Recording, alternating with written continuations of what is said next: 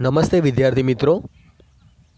શારદા સંકુલ સંચાલિત શ્રી વિવેકાનંદ માધ્યમિક અને ઉચ્ચતર માધ્યમિક સ્કૂલ આપ સૌનું હાર્દિક સ્વાગત કરે છે. મારું નામ રાઠોડ રાજેશ કુમાર.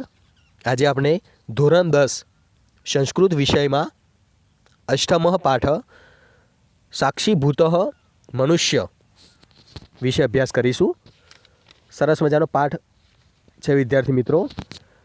સાક્ષી એટલે સાક્ષીભૂત બનેલો મનુષ્ય. સાક્ષી બનેલો મનુષ્ય પાઠનું ટાઇટલ છે, જે સાક્ષી પૂરતો હોય છે એવા સરસ મજાના મનુષ્યોની વાત કરી છે અહીંયા. તો ચાલો જોઈએ. સૌપ્રથમ અહીં પ્રસ્તાવના આપેલી છે વિદ્યાર્થી મિત્રો. સંસારને જોવાની અનેક રીત છે, જેમાંની એક રીત એ છે કે સંસાર ઘટના દુર્ઘટનાઓની માયાજાળ છે. દરેક ક્ષણે દરેક સ્થળે જાત જાતની ઘટનાઓ બનતી રહેતી હોય છે.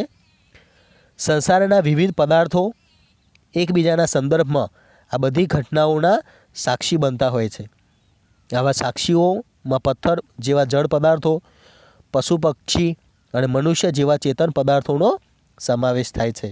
બરાબર. તો અહીંયા વાત કરી છે કે કોઈ પણ ઘટના બનતી હોય આ દુનિયામાં, વિશ્વમાં, તો એનો કોઈને કોઈ સાક્ષી જરૂર હોય છે. બરાબર. એ ચેતન પણ હોઈ શકે છે, જળ પણ હોઈ શકે છે. બરાબર. આગળ જોઈએ. પોતાની લાક્ષણિકતાને કારણે આ સાક્ષીભૂત પદાર્થો જુદી જુદી ભૂમિકા અદા કરતા હોય છે.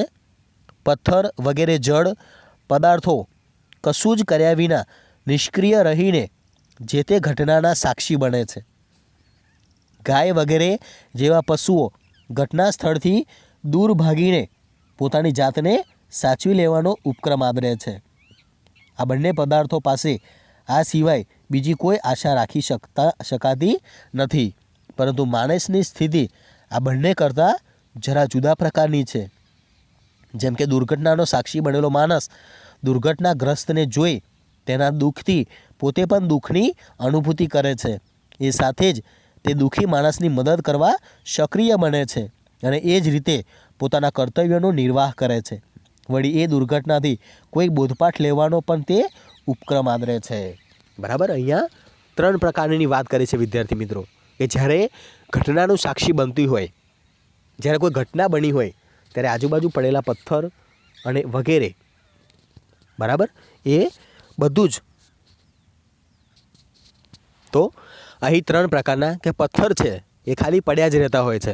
એ કોઈ એમની અનુભૂતિ કોઈ શું થતી જ નથી. બરાબર.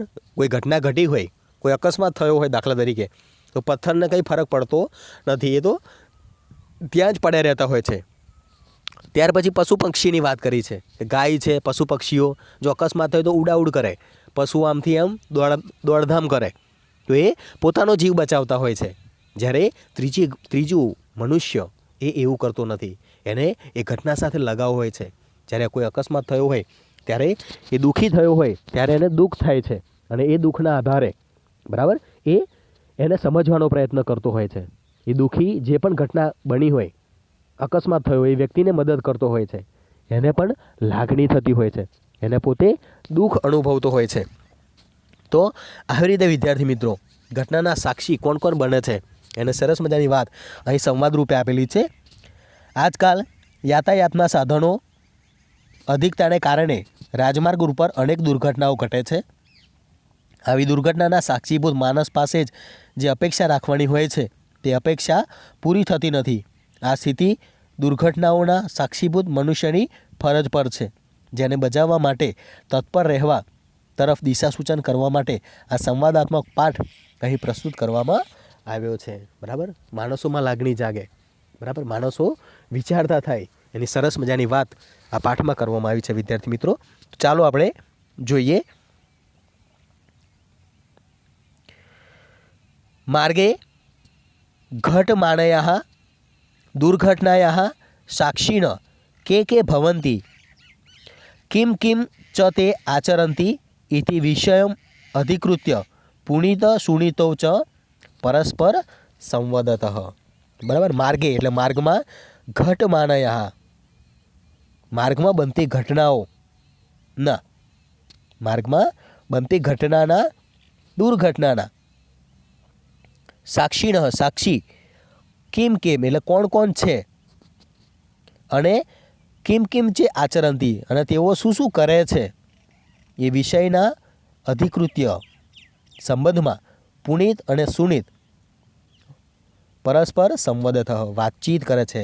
તો પુનિત અને સુનિતના આપણા બે છોકરા એ અહીંયા વાતચીત કરે છે. કેવી કે માર્ગમાં જ્યારે કોઈ ઘટના બને છે ત્યારે એના સાક્ષીઓ કોણ કોણ છે, બરાબર, અને એ સાક્ષી તો બને છે પણ એની સાથે સાથે તેઓ શું શું કામ કરે છે, બરાબર, કેવી રીતે ઘટનાને હેન્ડલ કરે છે, કેવી રીતે અનુભવ કરે છે, એની વાતચીત આ સંવાદ પુનિત અને સુનિતના વાર્તાલાપમાં આપણને જોવા મળે છે. તો જોઈએ અહીંયા સૌપ્રથમ પુનિત કહે છે ભ્રાતઃ એટલે ભાઈ માર્ગે કદાચિત દુર્ઘટના અપી ઘટંતી માર્ગ પર ક્યારેક દુર્ઘટના અપી ઘટંતી દુર્ઘટના પણ બને છે. તત્ર પ્રાયઃ તેમાં ઘણું કરીને પ્રસ્તરાદયો જળ પદાર્થા પ્રસ્તરાદયો પથ્થર વગેરે પ્રસ્તર એટલે પથ્થર વગેરે જળ પદાર્થો ગવાદય ગાયો વગેરે પશુઓ મનુષ્ય એતિ ત્રયઃ સાક્ષીણ ભવંતી અને માણસો એમ 3 સાક્ષીઓ હોય છે. કેમ તો આમ જાણસી યત ઘટિતાયા તો શું તું જાણે છે કે બનેલી ઘટના આ દુર્ઘટનાના સંદર્ભમાં એ તે ત્રયો અપી આ ત્રણેય ભિન્ન ભિન્ન કર્મ સમાચરંતી ભિન્ન ભિન્ન જુદા જુદા કર્મ વ્યવહારો સમાચરંતી કરે છે, બરાબર. તો શું તમે જાણો છો કે આ ત્રણેય અલગ અલગ વ્યવહાર કરે છે, બરાબર, અલગ અલગ એ રચના કરતા હોય છે, અલગ અલગ એ કાર્ય કરતા હોય છે. ત્રણેયના કાર્ય કરવાની પદ્ધતિ અલગ અલગ હોય છે. અહીંયા પુનિત કહે છે કે ભાઈ માર્ગમાં ક્યારેક દુર્ઘટનાઓ પણ બને છે ત્યારે તેમાં ઘણું કરીને પ્રસ્તર રાદય પથ્થર વગેરે જળ પદાર્થો ગાય વગેરે પશુઓ અને મનુષ્ય એમ 3 સાક્ષી બને છે. શું તું જાણે છે કે બનેલી ઘટનાના સંબંધમાં આ ત્રણેય જુદો જુદો કર્મ એટલે વ્યવહાર કરે છે, બરાબર, જુદો જુદો વ્યવહાર કરતા હોય છે, બરાબર. આપણે જોયું એમ કે માર્ગમાં રસ્તામાં દુર્ઘટનાઓ તો બનતી જ હોય છે, ઘણી બધી બનતી હોય છે, પરંતુ એની અંદર આ 3 જે પથ્થર છે એ પણ અલગ વ્યવહાર કરતો હોય છે, બરાબર છે. ગાય વગેરે પશુઓ પણ અલગ પોતાનો વ્યવહાર કરતા હોય છે અને મનુષ્ય પણ પોતાનો અલગ વ્યવહાર કરતો હોય છે, એવું અહીંયા પુનિત જણાવે છે. આગળ સુનિત કહે છે ન જાનામી હું નથી જાણતો. પ્રથમમ કથમયતુ પહેલાં કહો કે પ્રસ્તરાદય કિમ કુર્વંતી, બરાબર. પુનિત કહે છે કે તું જાણે છે આ બધું, તો સુનિત કહે છે ના હું નથી જાણતો. પહેલાં કહો પથ્થર વગેરે શું કરે છે, ક્વેશ્ચન માર્ક છે અહીંયા. પુનિત જવાબ આપે છે, જુઓ, પ્રસ્તરદય અસ્તુ અચેતના સંતિ પથ્થરો વગેરે તો અચેતન જળ છે. તે સ્વયં ક્રિયામ કર્તુમ સમર્થાઃ તે જાતે સ્વયં ક્રિયા કર્તુમ સમર્થાઃ ન ભવંતી પથ્થર વગેરે તો જળ છે, તે પોતે ક્રિયા કરવા માટે સમર્થ નથી, શક્તિમાન હોતા નથી. અતઃ તે તથૈવ તિષ્ઠન્તિ આથી તે તેમ જ રહે છે. તથૈવ તિષ્ઠન્તિ તે તેમ જ રહે છે, ત્યાંના ત્યાં જ પડ્યા રહે છે, બરાબર. અહીંયા પુનિત કહે છે કે પથ્થર વગેરે તો જળ છે, એ જાતે હલનચલન કરી શકતા નથી, અહીંથી ત્યાં જઈ શકતા નથી, લાગણી અનુભવી શકતા નથી, મહેસૂસ કરી શકતા નથી, બરાબર. એટલે ત્યાં પડ્યા જ રહે છે, બરાબર. પહેલાં પથ્થર તો એ જ કામ છે, બરાબર. આપણા પથ્થર તમે કઈ જગ્યાએ ફેંકો તો ત્યાંનો ત્યાં પડી રહે, ફરી ત્યાંથી ઉઠાવીને બીજો કોઈ ત્યાં બીજી જગ્યાએ ના ફેંકે ત્યાં સુધી એ ત્યાંનો ત્યાં જ પડ્યો રહેતો હોય છે. તો એ અચેતન છે, એ કશું કરી શકતા નથી. સુનિત કહે છે સચેતના પશવઃ પક્ષિણઃ કિમ કુર્વન્તિ? સચેતના તો ચેતનાવાળા પશવ પશુઓ અને પક્ષીઓ શું કરે છે? બરાબર. ચલો, પથ્થર તો જળ છે, એ તો કશું નથી કરતો. તો હવે આજે સુનિત પૂછે છે કે જે ચેતનવાળા છે, જીવવાળા છે, એ પશુઓ અને પક્ષીઓ શું કરે છે? પુનિત જવાબ આપે છે, એતે ઘટનાયા ઉત્થિતાત ધ્વને ભયમ અનુભવંતી. બરાબર. આ બધા એતે ઘટનાયા, આ બધા ઘટનાથી ઉઠેલા, ઉત્થિતાત ઉઠેલા ધ્વને અવાજથી ભય અનુભવતી, ભય અનુભવે છે.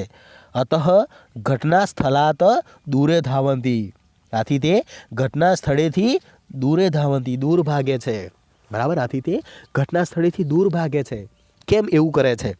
બરાબર. તો આ ગાય અને પશુઓ છે, બરાબર, જ્યારે કોઈ અકસ્માત થયો હોય ત્યારે ભયંકર અવાજ આવતો હોય છે, અને એના આધારે, બરાબર, એના આધારે અહીં તો અહીંયા પુનિત કહે છે કે ગાય વગેરે પશુઓ એ એના અવાજથી, એના ભયથી ડરીને ભાગી જતા હોય છે. બરાબર. આપણે પણ જોયું છે કે જ્યારે પણ કોઈ અકસ્માત થાય ત્યારે જે પશુ પક્ષીઓ હોય તો એ અફરાતફરી કરી મૂકતા હોય છે, આમથી તેમ દોડાદોડ કરીને ભાગી જતા હોય છે. આગળ જોઈએ વિદ્યાર્થી મિત્રો. સુનિતઃ સત્યમ વદતી, તમે સાચું કહો છો. ભવાણ સત્યમ વદતી ભવાણ, તમે સાચું કહો છો.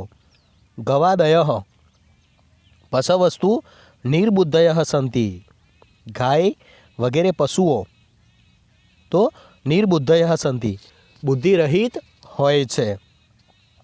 પરંતુ કશ્ચિત સદબુદ્ધિ માનવો અપી યદિ ઘટના સ્થળાત દૂરે ધાવતી તર્હિ પશુરેવ સહ. બરાબર. તો તમે સાચું કહો છો ભગવાન, ગાય વગેરે પશુઓ તો બુદ્ધિથી રહિત છે, પરંતુ કશ્ચિત, પરંતુ કોઈ માણસ, સદબુદ્ધિ, પરંતુ કોઈ સદબુદ્ધિવાળો માણસ પણ જો ઘટના સ્થળેથી દૂર ધાવતી, દૂર ભાગે, તો તે પશુ જ છે. તો અહીંયા સુનિત સરસ મજાની વાત કરે છે. બરાબર. જો માણસ એ અકસ્માત જોઈને ભાગી જતો હોય, એ ઘટના જોઈને દૂર થઈ જતો હોય, એ ઘટના જોઈને ડરી જતો હોય, તો એ પણ પશુ જેવો જ છે.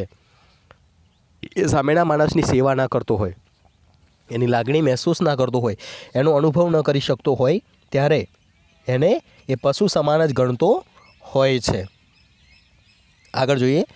પુનિતઃ, પુનિત કહે છે, વસ્તુતસ્તુ મનુષ્ય યદિ મનુષ્ય એવ વર્તતે. હકીકતમાં, વસ્તુતસ્તુ એટલે હકીકતમાં, મનુષ્ય યદિ જો મનુષ્ય તરીકે વર્તે, મનુષ્યની માફક વર્તે, તદા સ દુર્ઘટનાયા સાક્ષી ભૂતવા, તો તે દુર્ઘટનાનો સાક્ષી બનીને ત્રિવિધમ કાર્યમ આચરતી, ત્રણ પ્રકારના કાર્યો કરે છે. બરાબર. પુનિત જવાબ આપતા કહે છે કે હકીકતમાં જો મનુષ્ય માણસની માફક વર્તે તો એ આ દુર્ઘટનાના સાક્ષી બનીને ત્રણ પ્રકારના કાર્યો કરે છે. આચરતી એટલે ત્રણ પ્રકારનું કાર્ય કરે છે. સુનિતઃ, સુનિત કહે છે, જુઓ, કાની ગાની તાણી ત્રિવિધાની કાર્યાણી, તે ત્રણ પ્રકારના કયા કયા કાર્યો કરે છે? બરાબર. તે ત્રણ પ્રકારના કાર્યો કયા કયા છે? પુનિત જવાબ આપે છે. જુઓ, પ્રથમ કાર્યમ અસ્તિ દુઃખ અનુભૂતિમ. પ્રથમ કાર્ય, પહેલું કાર્ય છે દુઃખ અનુભૂતિ, દુઃખનો અનુભવ. બરાબર. જ્યારે અકસ્માત થાય ત્યારે પહેલો દુઃખનો અનુભવ એ મનુષ્ય કરતો હોય છે. મનુષ્ય એવ દુઃખેન દુઃખિતો ભવતી અહર્તી, ભવિતુમ અહર્તી. બરાબર. મનુષ્ય જ દુઃખથી દુઃખી, ભવિતુમ અહર્તી, અને સુખેન ચ સુખિતઃ. બરાબર. મનુષ્ય જ દુઃખથી દુઃખી અને સુખથી સુખી થવાને યોગ્ય છે. બરાબર. પુનિત જવાબ આપતા કહે છે, એમનું પહેલું કાર્ય છે દુઃખનો અનુભવ. તો મનુષ્ય માત્ર એક એવો છે કે જે દુઃખથી દુઃખી થતો હોય છે અને સુખથી સુખી થતો હોય છે.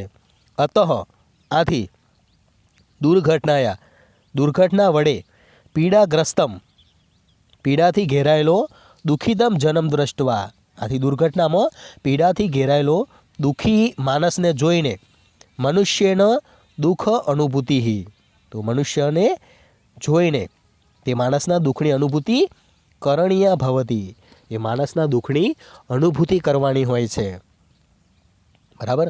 ત્યારે કોઈ અકસ્માત થયો હોય અને સામે માણસ ઘવાયેલો હોય ત્યારે એને જે દુઃખ થતું હોય એ દુઃખ જોઈને આપણને પણ જે સાક્ષી બનેલો માણસ છે એને પણ દુઃખ થતું હોય છે, એને પણ દુઃખની અનુભૂતિ થતી હોય છે।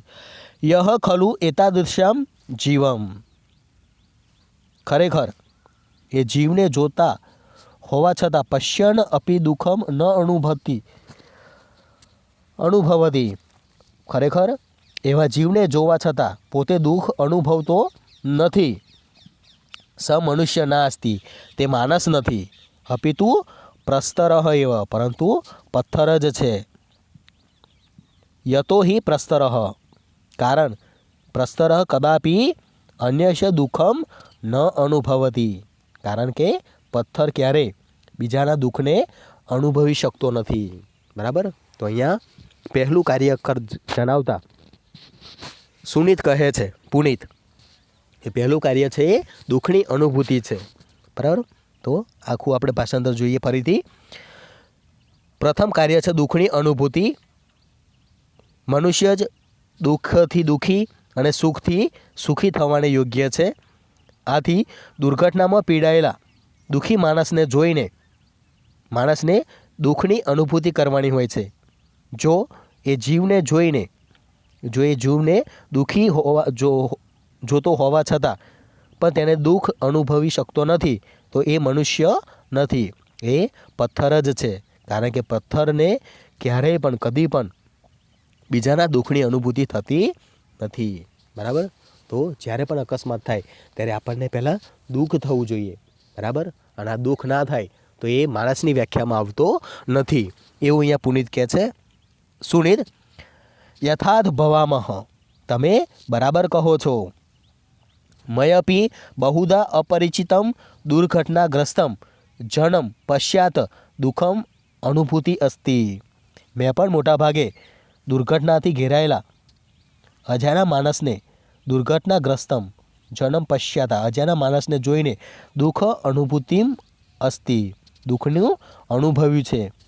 દ્વિતીય કાર્યમ કિમ અસ્તિ બરાબર, બીજું કાર્ય શું છે બરાબર। પહેલું કાર્ય જણાવ્યું પુનિતે, હવે સુનિત બીજું કાર્ય પૂછે છે કે પહેલું તો દુઃખનો અનુભવ છે તો હવે બીજું કાર્ય કયું છે બરાબર। સુનિત કહે છે કે મેં પણ ઘણીવાર આવો અકસ્માત આવું દુઃખ અનુભવ્યું છે બરાબર। આગળ જોઈએ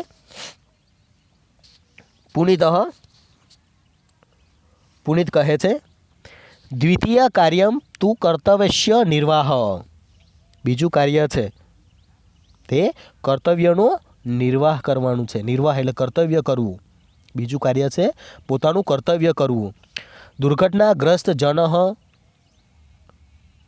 દુર્ઘટનાથી ઘેરાયેલો માણસ સદ્ય એવ તેને તરત જ ઔષધાલય આશ્રિત કરણીય ભવતી તેને દવાખાને પહોંચાડવાનો હોય છે બરાબર। દુર્ઘટનાથી ગ્રસ્ત થયેલા મનુષ્યને એને ક્યાં પહોંચાડવાનો હોય છે? હોસ્પિટલમાં અથવા દવાખાને પહોંચાડવાનો હોય છે। યેન તસ્ય ઉચિત ઉપચાર સ્યાત જેથી તેની યોગ્ય ઉપચાર જેથી તેનો યોગ્ય સારવાર થાય। તત્ર સંગત્ય ત્યાં જઈને કદાચિત તસ્મે રક્તસ્ય આવશ્યકતા ભવિતુમ ચેત કદાચ ત્યાં જઈને જો લોહીની જરૂરત હોય તો સ્વકીયમ રક્તમ અપી તસ્મે દાતવ્યમ ભવતી બરાબર। તો પણ જો એને લોહીની જરૂર હોય તો પોતાનું લોહી પણ દાતવ્યમ ભવતી આપવાનું હોય છે।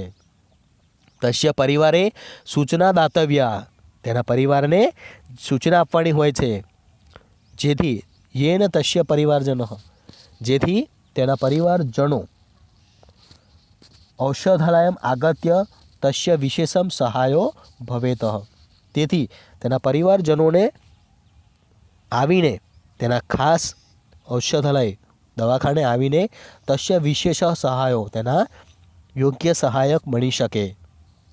દુર્ઘટનાયાः સાક્ષીન મનુષ્યસ્ય એતાદૃશમ કર્તવ્યમ. દુર્ઘટના સાક્ષીનું મનુષ્યનું આ કર્તવ્ય છે. સર્વ મનુષ્યૈ બધા જ મનુષ્યોએ અસ્ય કર્તવ્યસ્ય નિર્વાહ કરણીય એવ. બધા જ મનુષ્યોએ આ કર્તવ્ય બજાવવાનું હોય છે, આ કર્તવ્ય કરવાનું હોય છે. સરસ મજાનું બીજું કર્તવ્ય છે વિદ્યાર્થી મિત્રો, ધ્યાન આપજો ફરીથી. તો બીજું કર્તવ્યનું નામ છે, બીજું કાર્ય છે કર્તવ્ય બજાવવું, કર્તવ્ય નિભાવવું.